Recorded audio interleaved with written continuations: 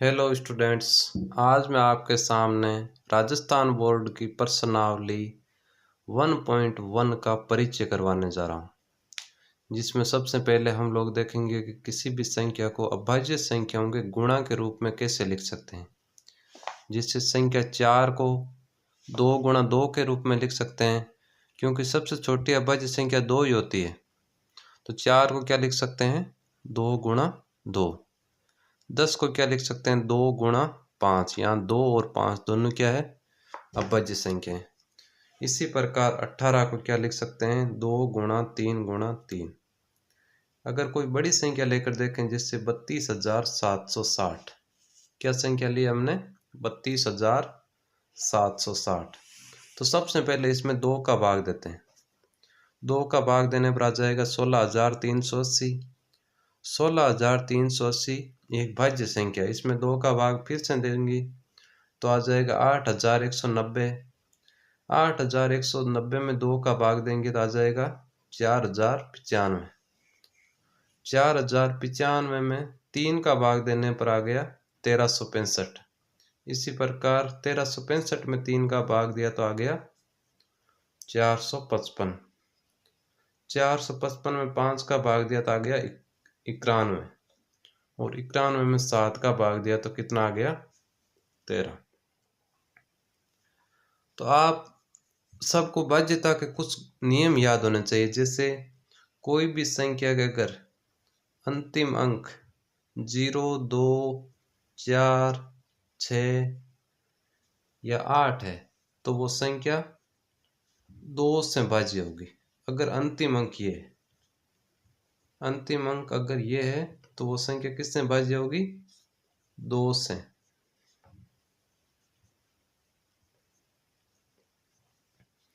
उसी प्रकार यदि किसी संख्या के अंकों का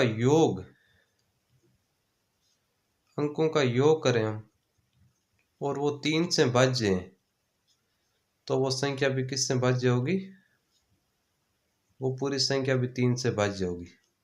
जैसे हमको कैसे पता चला कि इस संख्या में 2 का भाग नहीं जाएगा, क्योंकि इसका अंतिम अंक क्या है, 5। जबकि 2 का भाग जाने के लिए अंतिम अंक क्या होना चाहिए, 0, 2, 4, 6 या फिर 8। तो इसमें 2 का भाग नहीं जाएगा। तो 2 के जस्ट बाद में भाज्य संख्या कौन सी होती है, 3 होती है। तो 3 का भाग देकर देखे 3 का भाग जा रहा या नहीं जा रहा, कैसे पता करें, इनका अंकों का योग करो। देखे 5 और 9 14। 14 में 0 जोड़ेंगे तो 14 आएगा, और उसमें 4 जोड़ेंगे तो कितना आ जाएगा, 18। तो अंकों का योग 18 3 से भाज्य है, तो ये संख्या भी किससे, 3 से भाज्य होगी। तो फिर इसमें 3 का भाग दिया हमने तो पूरा पूरा भाग चला गया कितनी बार, 1,365 बार।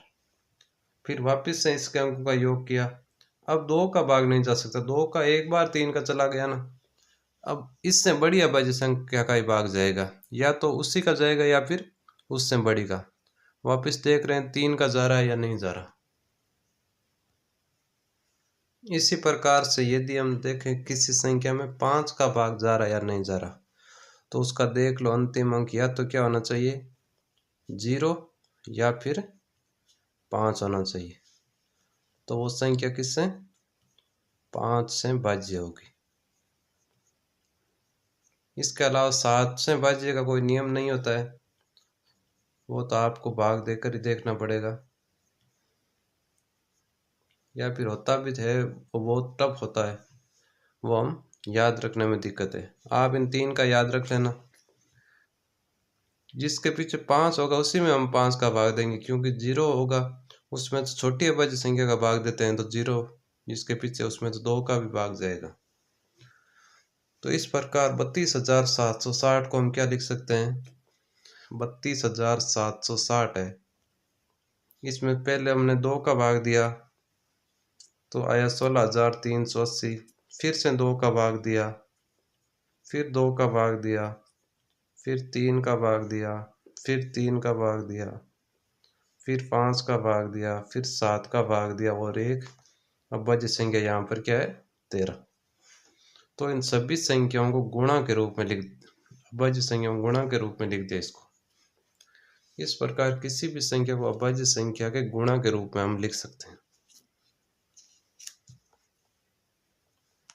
तो अभी हमने देखा किसी संख्या को अभाज्य संख्याओं के गुणा के रूप में कैसे लिख सकते हैं।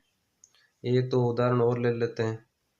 जैसे एक संख्या है, मान लो 215। इसको इस प्रकार से अभाज्य संख्याओं के गुणा के रूप में लिखते हैं। 215 में 2 का भाग नहीं जाता है क्योंकि इसके अंतिम अंक 0, 2, 4, 6 या 8 में से नहीं है। तो देखते हैं अब इसमें 3 का भाग जा रहा है क्या। इसके अंकों का योग करो, 5 और 1 6, 6 और 2 8। तो 8 में अगर 3 का भाग नहीं जा रहा तो इसमें भी 3 का भाग तो नहीं जाएगा। तो अब इसमें 5 का भाग जाएगा क्योंकि इसका अंतिम अंक क्या है, 5। 5 का भाग देने पर कितनी बार जाएगा, 21। 4 बार जाएगा, 1, 5, 3 बार, 43। और 43 में केवल 43 का ही भाग जाता है। तो कितना आ गया, 215 को अभाज्य संख्याओं के रूप में लिखने पर 5 गुणा 43 कितना आ गया, 5 गुणा 43। इसी प्रकार किसी भी संख्या को अभाज्य संख्याओं के गुणा के रूप में हम लिख सकते हैं। अब ये तो हमने सीख लिया किसी संख्या को अभाज्य संख्याओं को गुणा के रूप में कैसे लिखते हैं। इस आगे हम सीखेंगे कि अभाज्य संख्याओं के गुणा के रूप में लिखने के बाद उन संख्याओं का HCF और LCM कैसे ज्ञात कर सकते हैं। अब ये HCF और LCM क्या होता है अभी मैं बताऊंगा। जैसे मैंने दो संख्याएं ले ली, जैसे मैंने दो संख्याएं ले ली 8 और 20। दो संख्याएं क्या क्या ले ली, एक तो 8 और एक 20। मुझे इनका HCF और LCM दोनों ज्ञात करने। तो सबसे पहले मैं इनके अभाज्य संख्याओं गुणा के रूप में लिखूंगा। 8 में 2 का भाग दिया तो आ गया 4, 4 में 2 का भाग दिया तो आ गया 2, और 2 में 2 का भाग दिया तो आ गया 1। इसी प्रकार 20 में 2 का भाग देने पर 10 आ गया, 10 में 2 का भाग दिया तो आ गया 5, और 5 में 5 का भाग देने पर कितना आ गया, 1। तो 8 बराबर क्या हो गया, 2 गुणा 2 गुणा 2, और 20 बराबर क्या हो गया, 2 गुणा 2 गुणा 5। तो अब यहां से HCF क्या होगा, HCF होगा जो भी कॉमन संख्या है। जैसे इसमें भी 2 है और इसमें भी 2 है तो इस पर एक बॉक्स बना लो, यहाँ भी 2 है, यहाँ भी 2 है, यहाँ एक बॉक्स और बना लो। अब यहाँ 2 है, इसमें इसके अंदर और कोई भी 2 नहीं है, इसका मतलब कॉमन बॉक्स कितने बने, 2। और इस कॉमन बॉक्स में क्या है, 2, तो एक बार 2 यहाँ से लिख दिया। और इसमें क्या है, 2 का कॉमन बॉक्स है तो 1 2 यहाँ से लिख दिया। 2 को 2 से गुणा किया तो कितना आया, 4। 2 को 2 से गुणा किया तो 4 आया। तो इसका HCF 8 और 20 का कितना हो गया, 4। इसी प्रकार LCM कितना होगा, LCM ज्ञात करने के लिए सबसे पहले इस प्रकार का जो, जैसे एक तरीका यह है कि हम 8 और 20 को एक साथ लिखकर इनको अभाज्य संख्याओं गुणा के रूप में लिख दें। जैसे 8 और 20 दोनों में से अगर किसी में भी 2 का भाग जा रहा है तो 2 का 2, अभी 2 का भाग दोनों में जा रहा है तो इसमें 4 बार जाएगा और इसमें 10 बार। फिर इसमें भी 2 का भाग जा रहा है, 4 में 2 बार और 10 में 5 बार। अब देखो दोनों संख्याओं में से किसी भी में 2 का अगर भाग जा रहा है तो वापिस से 2 का ही भाग देना है। तो यहाँ मैंने लिख दिया 2। इस 2 में 2 का भाग कितने बार गया, 1 बार। 5 में 2 का भाग नहीं जाता है तो 5 को 5 ही लिख दिया। अब 2 का भाग तो किसी में नहीं जाता है, केवल 5 में 5 का ही भाग जा रहा है। तो यहाँ तो 1 था तो 1 ही लिख दिया, और 5 में 5 का भाग कितनी बार गया, 1 बार। तो क्या आया हमारे पास, 2 3 बार 2 और 1 बार 5। ये इसका LCM हो जाएगा। 3 बार 2 लिख दिया, 1 बार 5, कितना आया 2 दूनी 4, 4 दूनी 8, 8 पंजू 8 5 की 40, कितना आया 40। तो इस प्रकार इनका HCF आ गया 4, LCM आ गया 40। LCM निकालने का दूसरा तरीका ये है कि जैसे 8 ये कॉमन बॉक्स है, कॉमन बॉक्स में क्या लिखा हुआ है 2, तो हमने यहाँ पर लिख दिया 2। अगले कॉमन बॉक्स किसका है 2 का, फिर से लिख दिया 2। जो पीछे जो संख्याएं बच गई जो बॉक्स के अंदर नहीं आई वो एज इट इज लिख लो। जैसे यहाँ 2 बचा है तो 2 लिख दिया और 5 बचा है तो 5 लिख दिया। तो सभी संख्याओं को गुणा किया तो कितना आया 40। चाहो तो आप ऐसे कर लो, चाहो तो आप इस तरीके से कर लो, ये तरीका बेस्ट है। वैसे एक चीज आपने यहाँ नोटिस की होगी कि मैंने 8 और 20 का HCF निकाला है और LCM निकाला है। तो अब इसमें एक नियम लागू होता है, मतलब किस किस संख्याओं का मैंने LCM निकाला 8 और 20 का, तो 8 को 20 से गुणा करो कितना आता है, 20 को 8 से गुणा करने पर आता है 160। इसी प्रकार इन दोनों संख्याओं का HCF और LCM को गुणा करो, देखें HCF है 4 और LCM है 40, वो भी कितना आता है 160।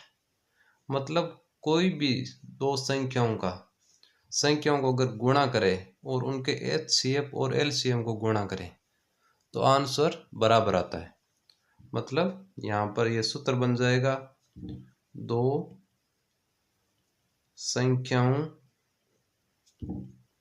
का गुणा बराबर HCF गुणा LCM, ये एक सूत्र बन गया।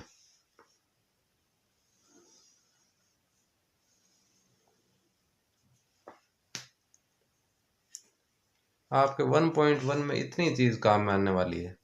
मतलब कोई भी किसी भी संख्या को अभाज्य संख्या गुणा के रूप में कैसे लिखना है, उसको अभाज्य संख्या गुणा के रूप में लिखने बाद में सीखना है कि कोई किसी दो संख्याओं का HCF कैसे ज्ञात करते हैं, उनका LCM कैसे ज्ञात करते हैं। और एक सूत्र बन गया कि दो संख्याओं का गुणा बराबर होता है HCF गुणा LCM। चलिए हम एक उदाहरण और लेकर देख रहे हैं। जैसे 15 और 25, इन दोनों संख्याओं का HCF और LCM ज्ञात करना है। तो सबसे पहले 15 को अभाज्य संख्याओं के गुणा के रूप में लिखना पड़ेगा। 15 में 3 का भाग देने पर आ जाएगा 5 और 5 में 5 का भाग देने पर आ जाएगा 1। इसी प्रकार 25 में 5 का भाग देने पर आ जाएगा 5 और 5 में 5 का भाग देने पर आ जाएगा 1। तो 15 को क्या लिख सकते हैं, 3 गुणा 5, 3 गुणा 5। और 25 को क्या लिख सकते हैं, 5 गुणा 5। 25 को लिख सकते हैं हम 5 गुणा 5। तो इनका LCM क्या हो जाएगा, जो कॉमन चीजें हैं उनका बॉक्स बना लो, वही LCM हो जाएगा। सॉरी LCM वो नहीं होता है, वो HCF होता है। जो कॉमन बॉक्स में आ गया वो क्या हो जाएगा HCF। यहाँ पर 5 कॉमन है केवल दोनों में, और कुछ भी कॉमन नहीं आ रहा है, तो HCF कितना आ गया 5। LCM में क्या होता है, जो कॉमन बॉक्स है उसमें से एक संख्या लिख लो। 5 कॉमन बॉक्स 5 का है तो 5 लिख दिया। जो बाकी संख्याएं बच गई जो कॉमन बॉक्स में शामिल नहीं हो रही है उनको वैसे के वैसे लिख दो। जैसे एक तो 3 बचा और एक 5, तो यहाँ पर लिख दिया 3 और 5। तो 5 को 5 से गुणा किया 25 और 25 को 3 से गुणा किया 75। तो LCM कितना आ गया 75 और HCF कितना आ गया 5। हमेशा LCM HCF से बड़ा ही आएगा। LCM जितनी भी संख्याओं का हम निकाल रहे हैं, जो सबसे बड़ी संख्या होती है या तो उसके बराबर आता है या फिर उससे बड़ा आता है LCM। सबसे बड़ी संख्या 25 है तो या तो इसका LCM 25 आ सकता था या फिर 25 से ज़्यादा आएगा। तो यहाँ पर कितना आया हमारे पास 75। और HCF जो सबसे छोटी संख्या होती है या तो उसके बराबर आता है या फिर उससे भी छोटा आता है। यहाँ पर हमारे पास छोटी संख्या 15 है तो या तो 15 आना चाहिए था या फिर उससे कम आना चाहिए था। तो हमारे पास कितना आया है? 5। ये कॉमन बातें हैं जो आपको ध्यान में रखनी है। अब वापस वही चेक करते हैं, क्या दो संख्याओं का गुणा एचसीएफ और एलसीएम के गुणांक बराबर है या फिर नहीं है। तो 15 को 25 से गुणा करो, देखिए कितना आता है। 15 को 5 से गुणा किया 75, 5 हासिल की 7। 15 को 2 से गुणा किया 30 और 7 37, कितना आया? 375। अब हम एलसीएम और एचसीएफ को गुणा करो, देखे 375 ही आता है क्या। एलसीएम गुणा एचसीएफ, 75 गुणा 5 कितना आएगा? 5 को 5 से गुणा किया 25 हासिल की 2, 5 को 7 से गुणा किया 35 और 2 37, कितना आया? 375। ये भी कितना आया था? 375। इसका मतलब हमने एलसीएम और एचसीएफ का मान बिल्कुल सही निकाला है। तो आज हमने प्रश्नावली 1.1 का परिचय देख लिया है। उसमें किसी संख्या को कैसे अभाज्य संख्याओं के गुणा के रूप में लिखते हैं, उससे कैसे एचसीएफ और एलसीएम ज्ञात करते हैं, उससे हमने सीखा कि एचसीएफ एलसीएम गुणा एचसीएफ बराबर होता है दोनों संख्याओं के गुणा के। इसी को एक गणित की आधारभूत प्रमेय कहते हैं। इसी को गणित की, जो अभी मैंने बताया है वही है गणित के आधारभूत प्रमेय। गणित की आधारभूत प्रमेय क्या है कि किसी भी संख्या को उस अभाज्य संख्याओं के गुणा के रूप में लिखा जा सकता है। किसी भी संख्या को अभाज्य संख्याओं के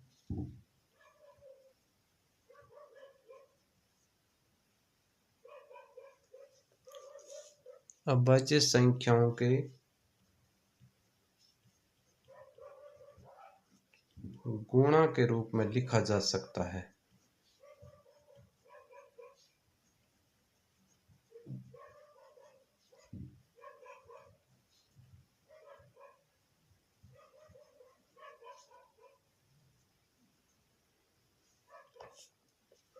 समझ आ गई बात। मैंने अभी अभी आपको ये सारे उदाहरण देकर बता देते किसी भी संख्या को अभाज्य संख्या में गुणा के रूप में लिखा जा सकता है।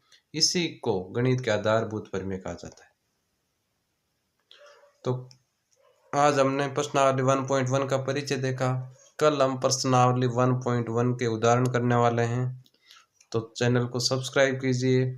वीडियो अगर अच्छा लगा है तो उसे लाइक कीजिए। धन्यवाद।